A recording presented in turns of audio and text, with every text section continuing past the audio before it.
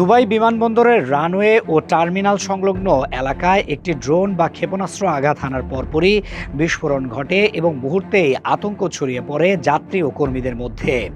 এই ঘটনার পর এক নাটকীয় মোড় হিসেবে মাসুদ পেজেশকিয়ার নেতৃত্বাধীন ইরান সরকার উপসাগরীয় দেশগুলোর কাছে আনুষ্ঠানিকভাবে ক্ষমা প্রার্থনা করেছে, যা কূটনৈতিক মহলে বিরল পদক্ষেপ হিসেবে দেখা হচ্ছে।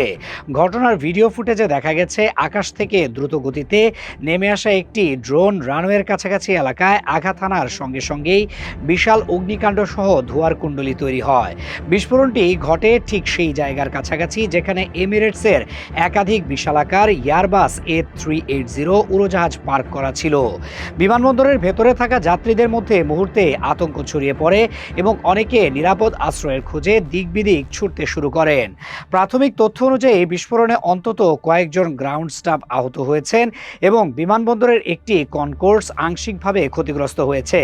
নিরাপত্তাজনিত কারণে বিমানবন্দরে সাময়িকভাবে ফ্লাইট চলাচল বন্ধ রাখা হয় এবং বহু আন্তর্জাতিক ফ্লাইটকে পার্শ্ববর্তী দেশের বিমানবন্দরে সরিয়ে নেওয়া হয়। ঘটনাস্থলে জরুরি সেবা ও নিরাপত্তা বাহিনী দ্রুত পৌঁছে পরিস্থিতি নিয়ন্ত্রণে আনে এবং বিমানবন্দরের নিরাপত্তা ব্যবস্থাকে সর্বোচ্চ পর্যায়ে উন্নীত করা হয়।